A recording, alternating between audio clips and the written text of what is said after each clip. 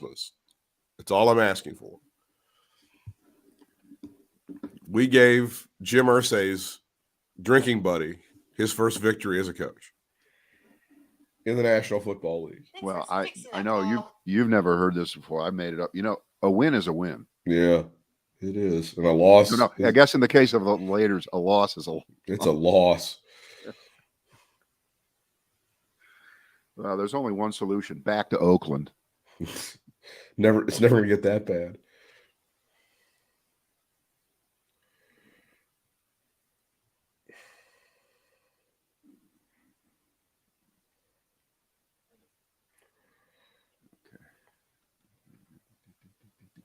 Maybe Mark Davis has the WBT mentality. Just let him dangle.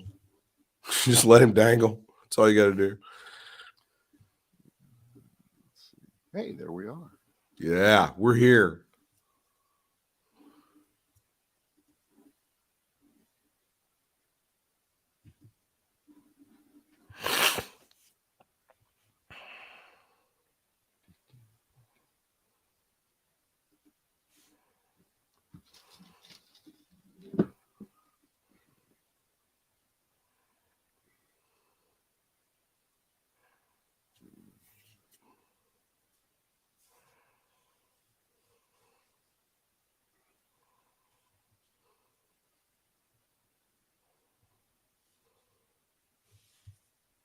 Okay.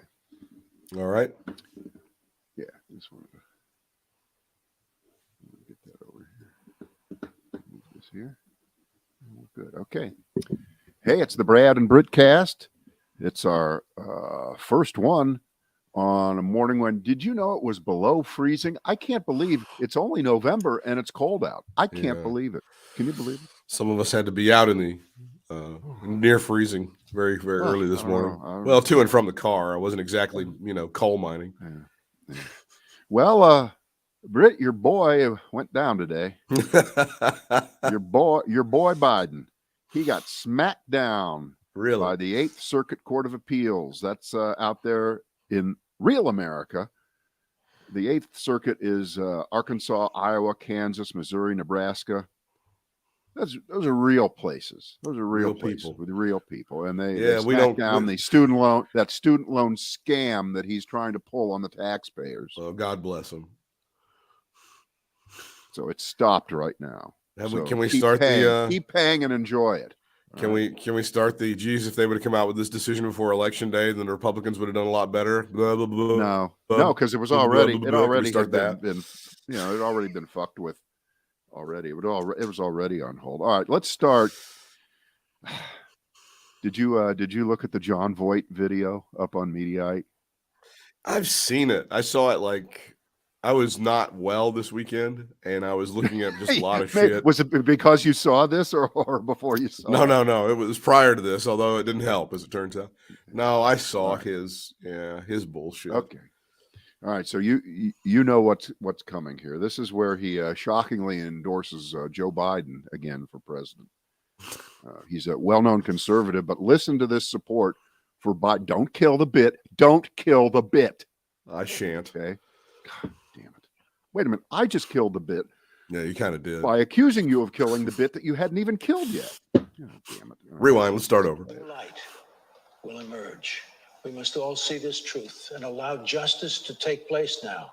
You see, the only way we can win these elections is to see the lies, deceit, and corruption from the left, the media, and the unknowns. It's not Biden. We know who they are. Not a fan of Biden. Let us all come together and to vote for true justice for all. Let us pray that the one president who understood truths and had the best interest of the American people, the American dream, President Donald Trump, will return to the presidency. Wow.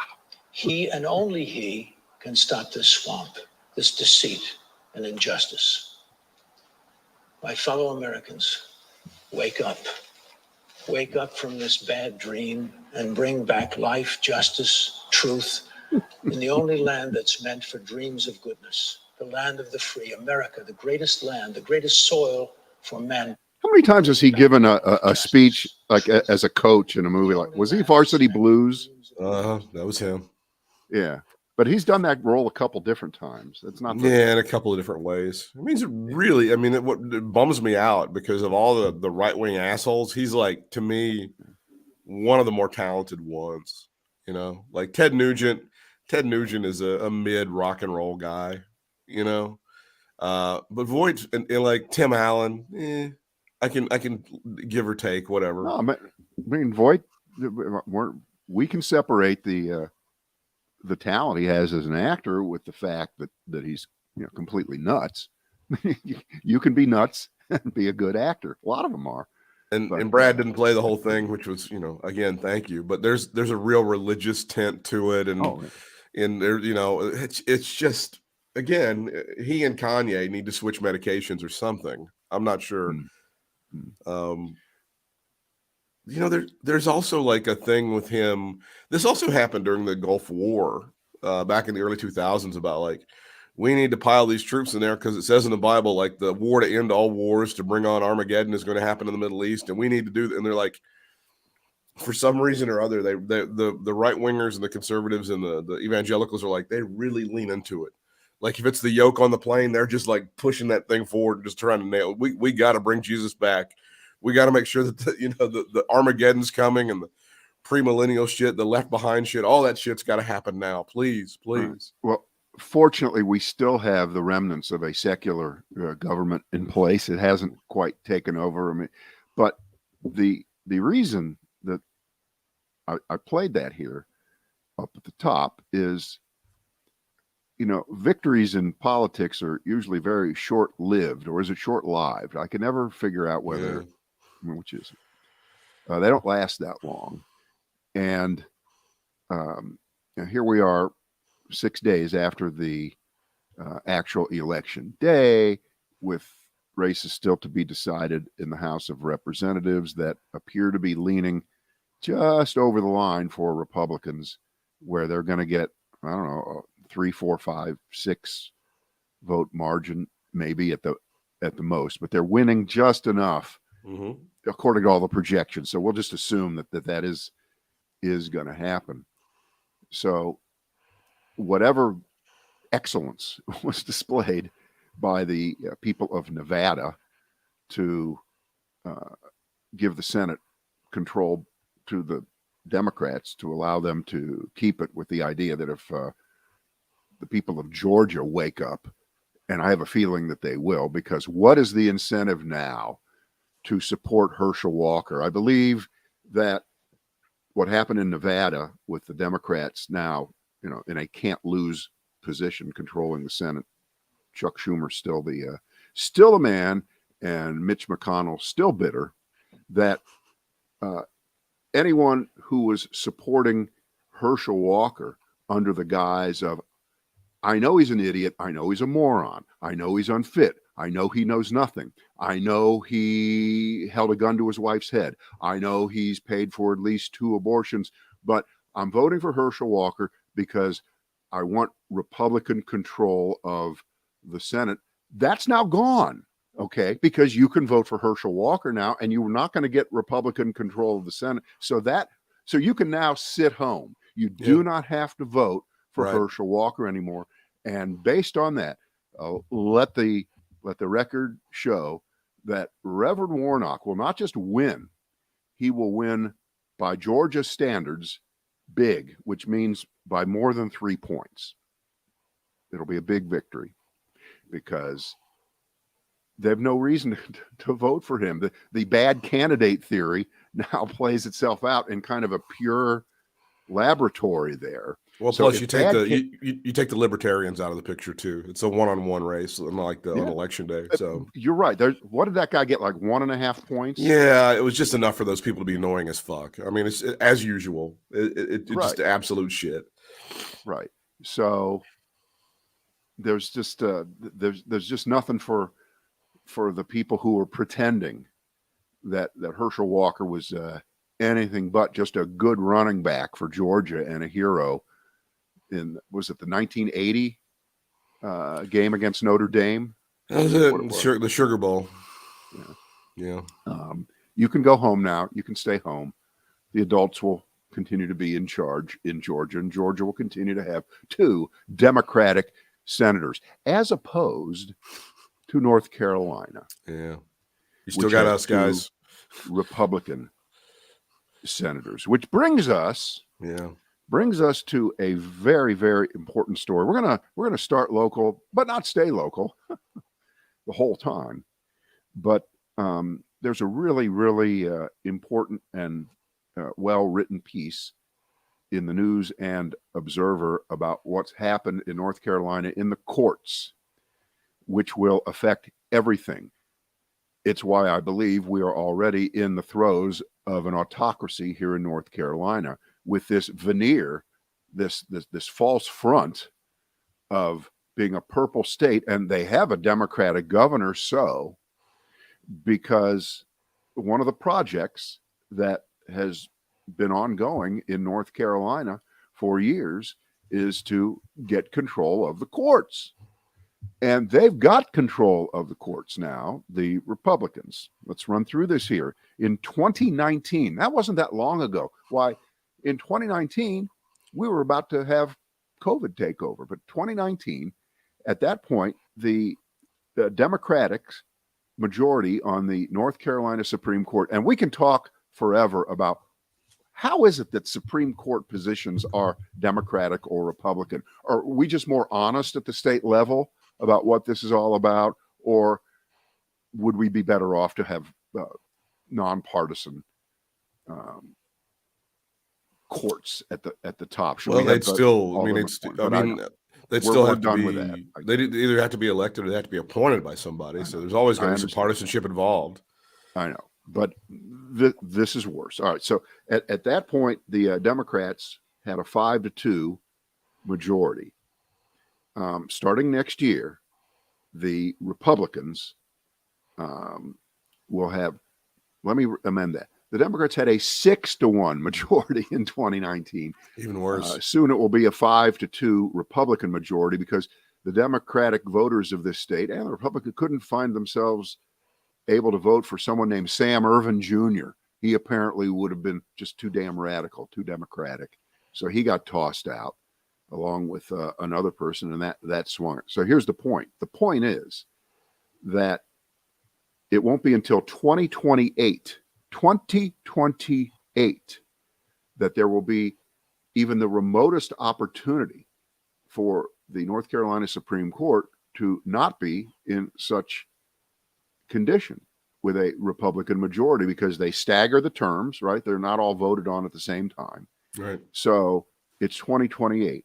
And the gerrymandering of this state now, we are in the top 3 or 4 of completely distorted. Oh, wait, we're not right now, but we're about to be again. Yeah. See, they didn't allow it, that left-wing Democratic court of the past will be no longer here soon. And that's why we're 7-7 right now. That's why we have 7 Democrats and 7 Republicans. They kept saying to Republicans, no, you can't do that. And so they had an independent group draw up fair districts. And you know what happens when you have fair districts? You get what we have right now. 7 Republicans, 7 Democrats in our 14-person House of Representatives delegation. That's perfection. Mm-hmm. That's perfection, because when you look at how many people vote Democratic and Republican across our state in total, in most elections, it's very, very close. It's kind of like 7-7. But the next map, which is already being talked about, they're not hiding it. This is just like Trumpism. We're going to fuck you. We're going to screw you. We're going to break the law. We're going to break the spirit of the law. We're going to break the norms, and we don't care what you think. Try to stop us. You can't. That's Trumpism in a nutshell. And they're going for 11-3. They're going to draw the district so that it will be almost impossible for that not to be the outcome in the next election. So if you swing 4 more votes automatically to the Republican side nationally out of North Carolina, wow, that's a big deal. But I'm guessing that 11-3 isn't good enough. I would think they want to go for 12-2, don't you? Well, I mean, and what you're saying takes on a lot more gravity when you understand that the Democrats would be easily in control of the House had they not done the fucked up gerrymandering in Florida and had New York not completely blown their redistricting. It wouldn't even be close. By the way, right California also. now. Throw California in there as well. Those are three big reasons that we're sweating this out, and it looks like the Republicans may actually, by the skin of their teeth, end up having a majority in the House. It wouldn't really be close if those three things we just talked about didn't happen. Well, remember, there is a monster hiding in the closet that we know about that has already been discussed at the U.S. Supreme Court, which will become an actual ruling in June or whenever they release their, which is all about this independent legislative theory bullshit, which will cement the ability of legislators to do any damn thing they want inside a state and not be subject to review by that state's Supreme Court. In other words, when the Republicans redraw the lines again, if they do it, and I assume they'll wait until they get the okey doke from the Supreme Court, which looks likely to rule in that way, although I'm hoping that they don't, and we get one of these 7-2 with just Alito and Clarence Thomas being the assholes, like they were earlier today, in saying that they would have voted against what the Supreme Court said in total, in telling this hack, this beneath contempt hack out in Arizona, who's head of the Republican Party out there, this Kelly Ward. Do you remember her? She tried to run, I think, for Senate a few years ago, and she couldn't get to first base. She was so hated. So she gets a gig at the top of the Republican Party in Arizona, a nice place to set up your feet and do things. So apparently she was all over trying to overturn the election in 2020 in favor of Trump out there in Arizona. So she thought that her text messages, her phone call, that all of her communication was protected speech. Protected speech. No, not so much. No. And so the appeals courts said no. Everybody said no. Well, I'm going to take that as the Supreme Court. Even the Supreme Court said no.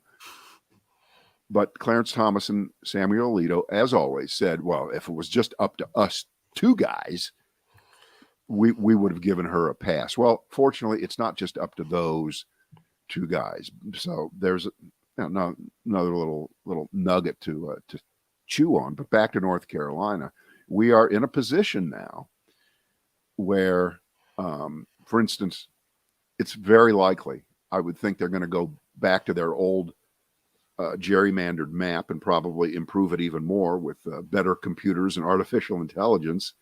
And where we live, Britt, will get split up again into 2 or 3 districts. And our representative, Kathy Manning, who just won re-election, will very likely get squeezed into oblivion.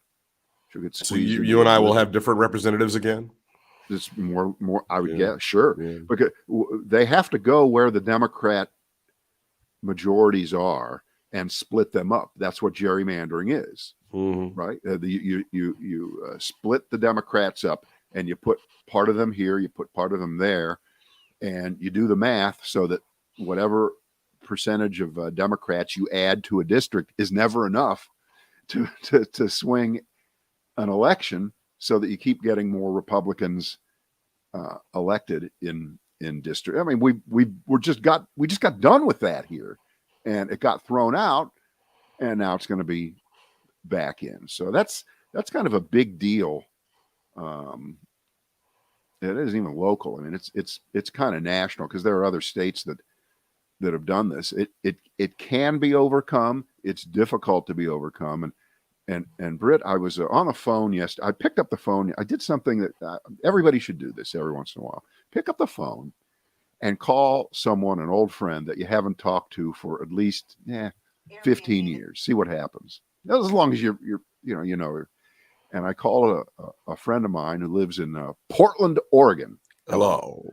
He was a roommate of mine. He was a good friend of mine in high school, and he just retired after being a lawyer out there on the West Coast all these years. And his name's Gary. And And of course, he's a Buckeye fan like I am. I said, Gary, Gary is 5 steps to the left of us. Okay. He's great. Okay. He did environmental law and all. He's a great guy. And I said, Gary, I'm really worried that I'm going to have more trouble cheering for the Buckeyes against Michigan in a couple weeks. Cause Jesus Christ, Ohio, what a fucking sewer. JD Vance. Are you kidding? And Michigan, there's a reason the slogan "Go Blue" was for the university. And now it really does apply for the whole state. I mean, they are 100% Democratic now. Both parts of the legislature, the governor, who by the way got reelected just about at the same level that Ron DeSantis did in Florida. For those of you who count, and Gary, I thought he was going to reach down the phone and smack me. He says, you cannot cheer for Michigan under any circumstance. This is a bad scene. He knows that. I understand that. But you have to make the exception here.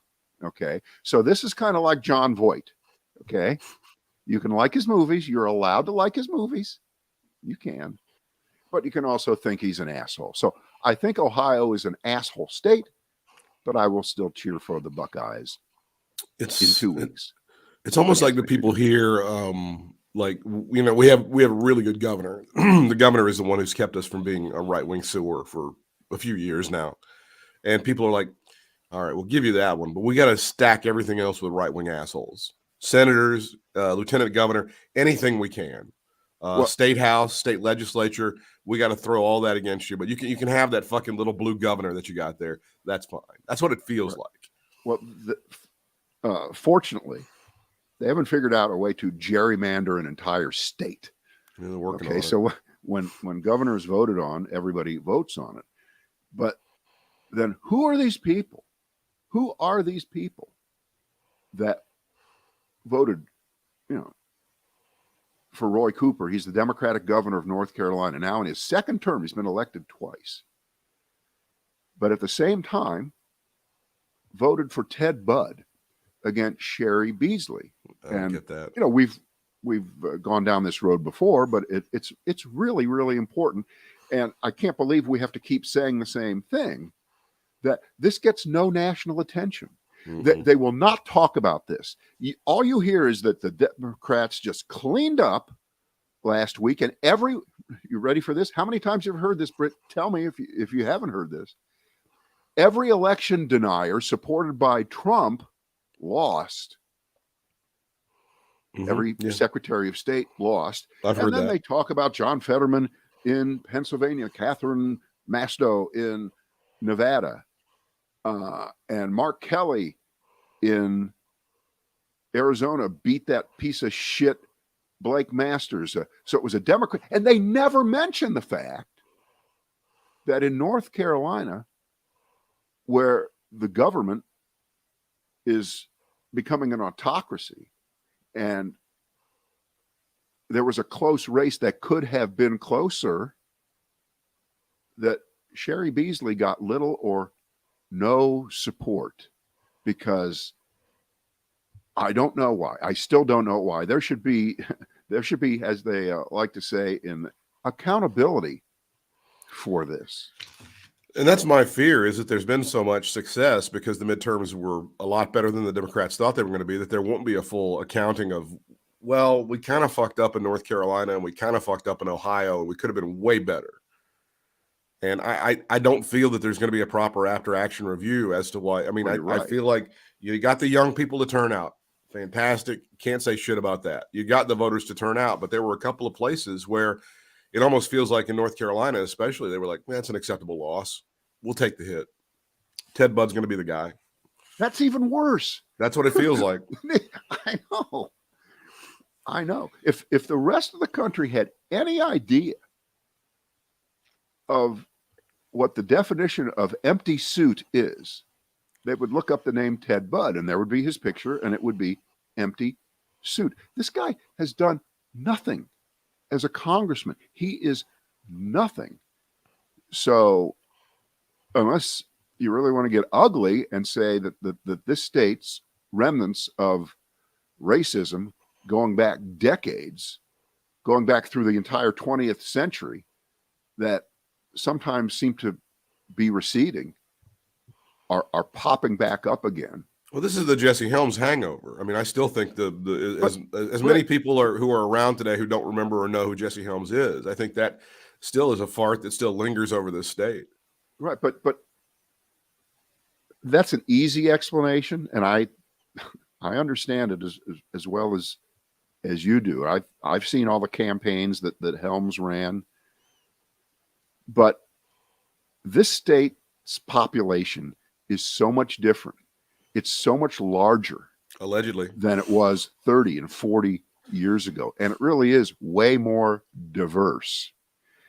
And don't tell me that these little shit counties out there, the ones that are red, that vote 70-30 or 80-20 for Republicans, have had equivalent population growth. They haven't. Those are the counties that last time I checked, Britt, I thought they were dying. I thought that the hospitals were closing in rural North Carolina. I thought that agriculture was on its back. I thought the tobacco industry had hurt. It does not explain her loss in this. It's just too simple to but say. You do have a lot. You have a lot of people that move from some of the large cities, particularly up north. Your Chicago's, your New York's, your Boston's, your whatever.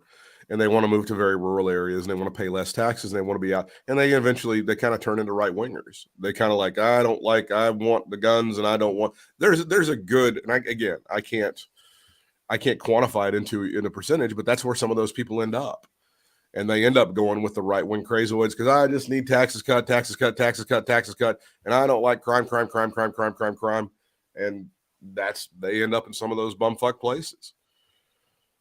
Do they know this is not really a low tax state? Do they know we have a state income tax? By the time they figure it out, it's too late. I've begged for years for these people to recognize it. And I again, stop moving here. It's not affordable. We don't have good restaurants. People can't drive. The weather is shit. You're not going to like it here. Please stop. Stop moving here. Stop telling your kids to move here and don't do it. Just don't do it. All right. It's not a great place to start a business. It's awful. From this list. Ready? Here we go. Mike Pence and John Kelly both hid behind the Constitution. Jim Bohannon. Is Don really Ron's daddy? They blew up the Deauville. Those are your choices. Do Mike Pence. Okay.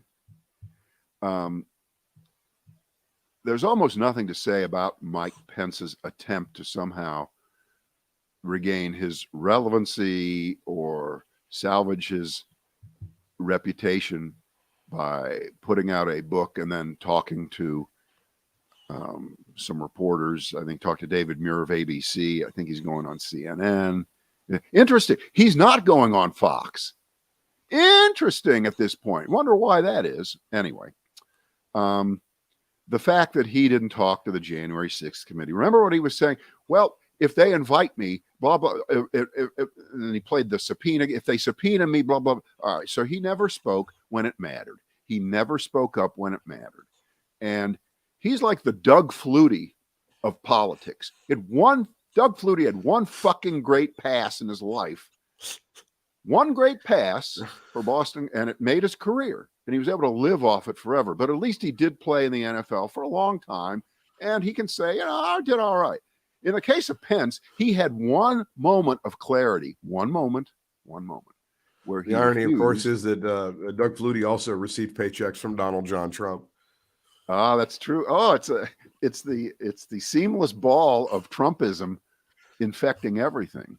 So, and I'm sorry to go against your premise, but he really was one of the best quarterbacks of college football in the 80s. But okay, sure, he had one good pass. Okay, I'm trying to make a point. And his cereal was quite delicious. It could have been true. It could have been true. Flutie. So Pence, who spent 5 years being the worst Trump suck up of them all. Remember, we would always say that. We would rank them. We did. We would rank them. And that one video of the cabinet meeting where they went around the table, and Pence had to win that one by it was a God sent Trump. Thank God was, oh my God. I don't understand how the Lord did not split the earth in two at that moment and just say game over, everybody out of the pool. Yeah. All right. So on January 6th, he refuses to do what Trump said to him and said, we both took an oath to the Constitution, and I'm not going to do it.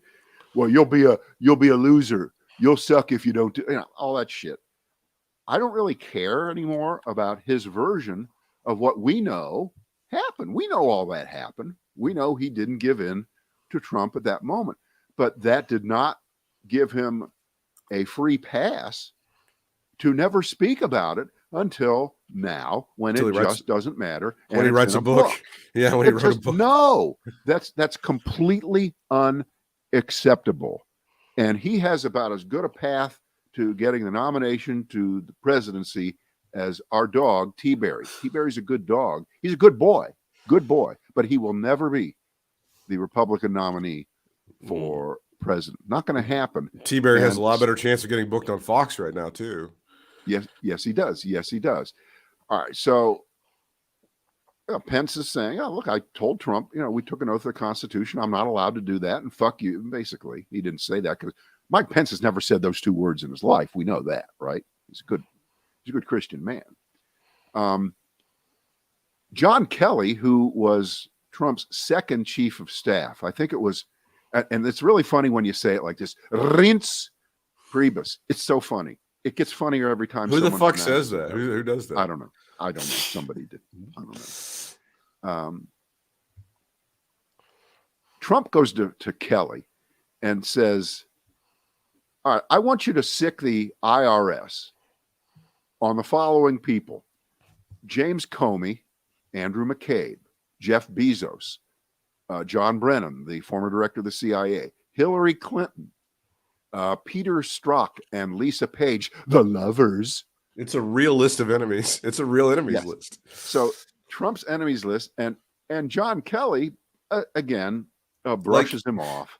Even you can't says, even. No, we're not going to do that. We're not going there. Like even Nixon didn't go, okay, I want you to.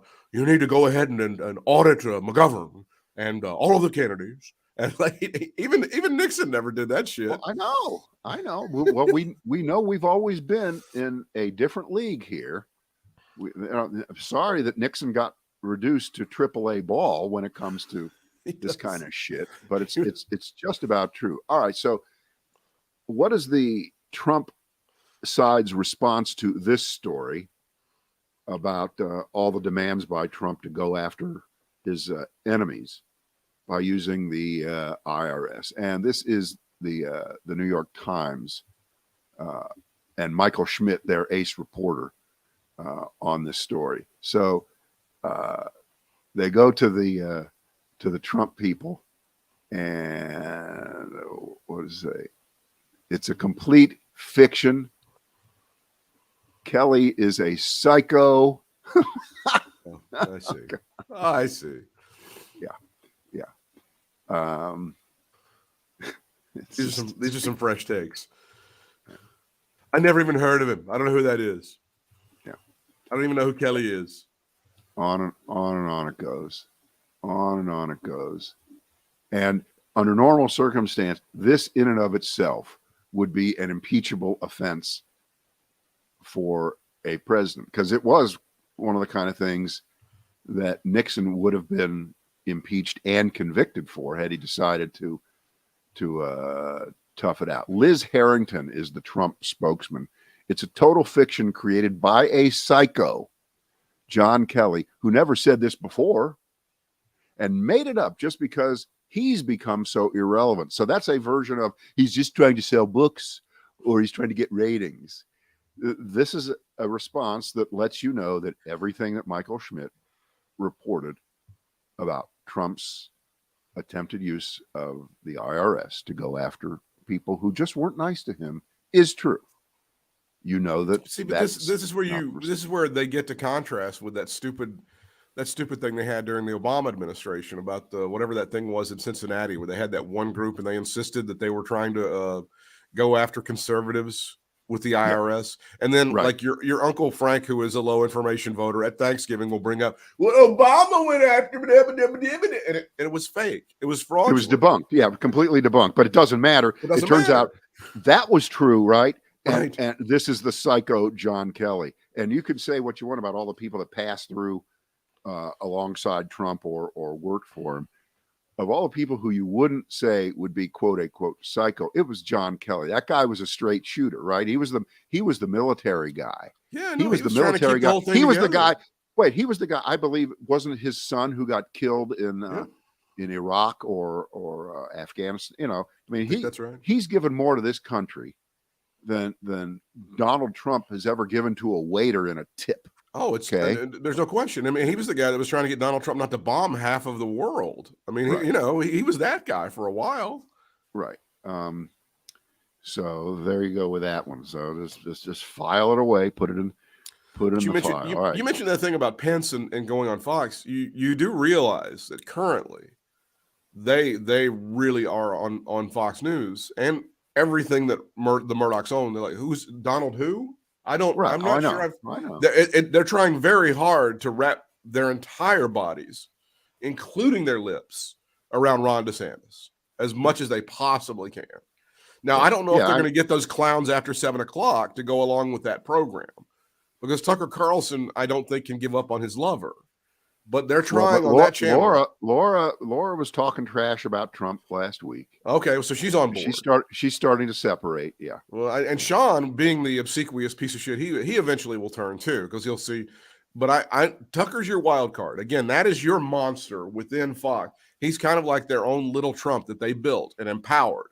And now that he's going to turn himself against them, they're going to be like, oh my God, we've got a Tucker problem. Well, yeah, you created Frankenstein's monster, and now he's fucking stabbing you in the neck. That's what's happening, and you can't do shit about it. Yeah. That's what's going on right now. Well, but none of that's going to matter. None of that's going to matter if, I guess we're supposed to believe that on Tuesday night, Trump is going to say he's running again.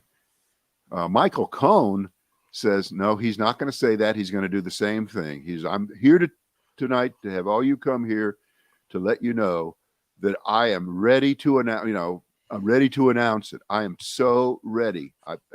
Right. Wouldn't that be like, wouldn't that be amazing if he did something like Christmas Day? He comes out, tries to ruin Christmas for people by making some sort of stupid announcement.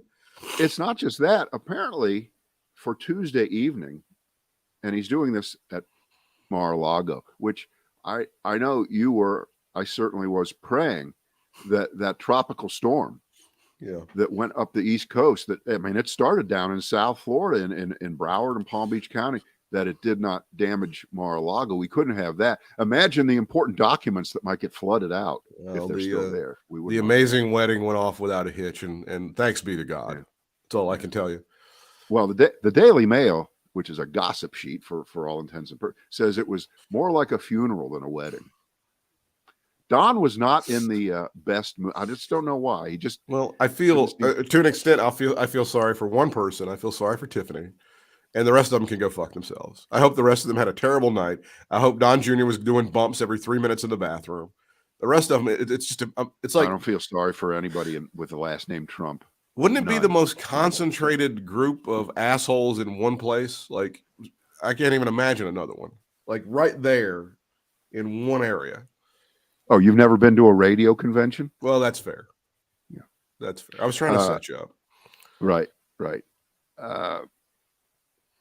But Trump is inviting everybody he thinks is his supporter, all from the Lindsey Grahams on down, and he's going to be taking notice. He's taking attendance. He wants to know who's on his team and who immediately moves over into the enemies list.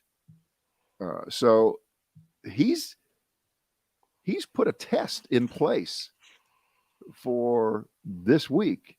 And of course, it's kind of laughable at this point, right? That he still thinks he's the kingmaker, that he's still running something, and he's not. And the great thing is going to be, and this is my favorite, remember how many rallies there were where he would pretend to be complaining, although it was legitimate. They never turn the cameras around to show you how many zillions. There's so many people. Those cameras will not do anything, right? They will not show anything, right? And then we did see how many empty seats at so many arenas were there. And so at this gathering tomorrow, if there's lots of empty seats and people don't show up for Donald Trump, that'll be great, because remember, it's all about numbers. It's all about crowd size. This is crowd size. He's not looking to have 20,000 people in Mar-a-Lago. That's not it could be 400, 500. You got to make it look like it's a big crowd. But yeah, so if he does that and really says he's running, I guess that changes all the way the money that he's stealing from people who send money. There's I can't honestly. There's people there are people that have kissed his ass for 7 years now, and there a lot of them are like, please God, please don't do this, Don. Please just go the fuck away. Like your Lindsey Grahams and your Kevin McCarthy's and your Mitch McConnell's, and they are just begging him, please, please, please, don't announce. And well, we know who's not going. Mitch McConnell's not going to be there. Okay, but there's only who can you think that's like Matt Gaetz and Marjorie Taylor Greene and Jim Jordan, like those people? Well, Lindsey Graham will be there. That's stupid. That's ridiculous. But he will. He will. He's all but said that this whole fucking plane crash that happened 6 days ago was because of Donald Trump. He knows it. He's aware of it. Britt, he plays golf with him. Some things are more important than losing an election. You want to lose your spot in the. I don't care if he plays hide the salami with him. You got to jump off the train at some point. Right. I mean, you don't have to follow the plane all the way to the ground. Well, yeah, you do. You get off. Yeah. And that brings us to the Don and Ron show, which I know that you were going to talk about, and that's. To me, the real joy of the runoff in Georgia is the idea of the two of these people getting to a fist fight over who's going to speak on stage at a rally for Herschel Walker. That's going to be, to me, the greatest thing of all time. Well, the story is that the Department of Justice has been asked by the Agriculture Commissioner of Florida, which sounds like a nothing job, but it's actually a big deal job. It's held by a woman named Nikki Fried. Nikki Fried lost the Democratic primary to run against Ron DeSantis. Mm-hmm. She lost it to Charlie Crist, but she's still in office. And she has sent a note to Merrick Garland.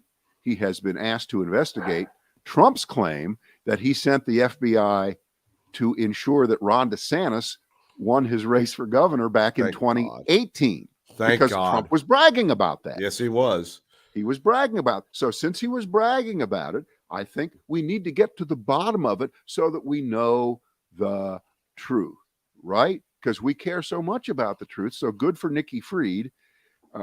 Here's the line that Trump put out last week. And this was part of the Ron DeSanctimonious rant. By the way, that just gets funnier, doesn't it? Every time he says that just gets funnier. I fixed his campaign, which had completely fallen apart. I was all in for Ron, and he beat Andrew Gillum. Remember that guy? But after the race, when the votes were being stolen by the corrupt election process in Broward County, and Ron was going down 10,000 votes a day, along with now Senator Rick Scott, I sent in the FBI and the U.S. attorneys, and the ballot theft immediately ended. So let me recap. The guy who bitches about people stealing elections says he stole an election. Like openly, happily. I'm sorry, Britt. The last line says, I stopped his election from being stolen. He didn't steal the election, Britt. He stopped an election from being stolen. Okay. Nice try. You can't touch this guy. He's that good. So Nikki Fried's going to call. She's calling him out on his bullshit. Right. She sends a note to Merrick Garland, says it's imperative that you address these allegations immediately. There was no widespread election fraud in the 2018 election in Florida. There was no broad allegation that the election was being stolen from Ron DeSantis in favor of Andrew Gillum. I know because I was on the ballot myself, Nikki Fried, in 2018. So she's asking that the Trump administration be cleared of or shown to have, quote unquote, tampered with Florida ballots. Britt, is there anything that you can think of that would be more projection by Donald Trump than accusing elections of being stolen and then being the guy who would, if he had the opportunity, and when you're the president of the United States, you can tell people shit to do, to steal an election? Is there anything more? Have we ever heard something about Trump and said, that's so fucking crazy, we believe it? Have we ever had to backtrack and say, oh no, okay, we went too far on? No, it never happens. It never happens. Do you want to finish with Deauville or Hey Jim Bohannon, give us a radio smile? Let's blow up the Deauville here. That's a hotel that was on Miami Beach for a long time, going back to I guess built in the 50s or 40s. It was a pretty famous hotel. The Beatles stayed there, and they practiced, and they videotaped a bunch of songs that ran on the Ed Sullivan Show, not to be confused with their live appearances on the Ed Sullivan Show in New York. But it's a pretty famous hotel. A lot of folks stay there, and I never stayed there. My family never stayed there. We stayed back in that era, the 60s, when we would go down to Miami Beach for a couple vacations. At the Clevelander? We would stay at the Doral, which is, that building is still there. Right. It's a big black glass square building. I don't think it's called the Doral anymore, not to be confused with the Doral Country Club that who owns now. And we stayed at a hotel, again, that was torn down in 1980. I'm talking about a long time ago. We stayed at a hotel called the Momart. It wasn't a high rise. It was kind of a nice place.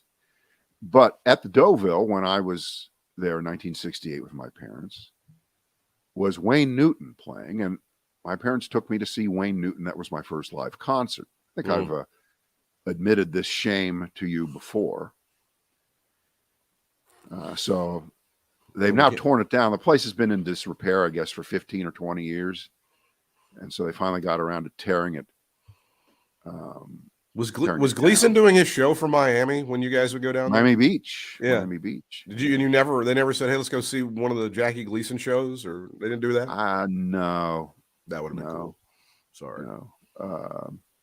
But, getting seats to TV shows is never an easy thing. Yeah. That was a very limited size audience, and they were free and things of that sort. So goodbye to the Deauville. It's just another,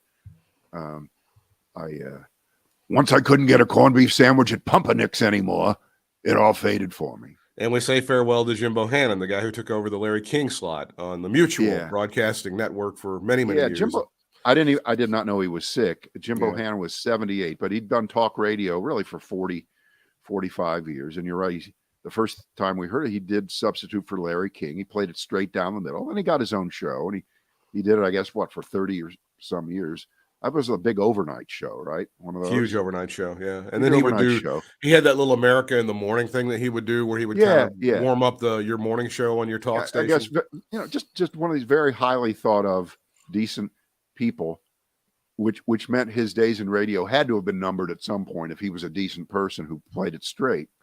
But what happens when someone like that dies right now, or moves on, or doesn't hold their position anymore? And we learned this when Limbaugh died. He may be replaced, in the case of Jim Bohannon, who was a centrist for all intents and purposes. He will be replaced with right-wing fuckfaces. Not necessarily individually, but if he was on 500 stations, they go their separate ways, and they hire different people. But most of them will be right-wing sewer rats. And there's a limitless supply of them. There's a limitless supply of them. I'll tell you right now, they're willing to work real cheap. Yeah, exactly. So if Bohannon occupied radio real estate on several hundred stations, that radio real estate now will move into the hands of what station owners consider to be the easy way out, which is to just put another right-wing asshole on who thinks Trump will be a great president in his second term. And it's kind of a small nugget, but that's a little sad note there. But Jim Bohannon, I don't know how familiar people are with his work, but he was around long enough that certainly the radio geeks know who Jim Bohannon was. I never met him. Yeah. If you ever listen, I mean, and he did have he would try to keep it right down the middle. Although I heard him getting a little right wingy during the Obama thing. That was the hit record. That's what they were playing. Yeah, but when it's all written, he's not known for that. No, he's not. So you're either really not. Yeah, you saw this coming like way before when we went to that convention in Atlanta, and everybody was like really just playing the Obama hate thing, just like crazy, and you were like, "Oh, it's over. This is done. They've given up the ghost on this thing. They'll ride this ship." Did I say that? I guess I was right. I didn't even know it. It's like Slim Pickens on that fucking missile in Dr. Strangelove. They're going to just ride this right down to the ground. Yeah. All right. That's what we've got today. Should we do program notes here? Yes. We're going to be off all of next week for Thanksgiving. So you can be thankful. Actually, we're off all of next week so that I can prepare for the Ohio State-Michigan football game. Joe Biden has made it so hard in this country. We have to scrounge, and we have to use the entire week to find enough stuff to put together for a meal for our families for Thanksgiving. That's what's happening. Yeah. That is right. That is right. All right. We'll see you tomorrow. Yeah.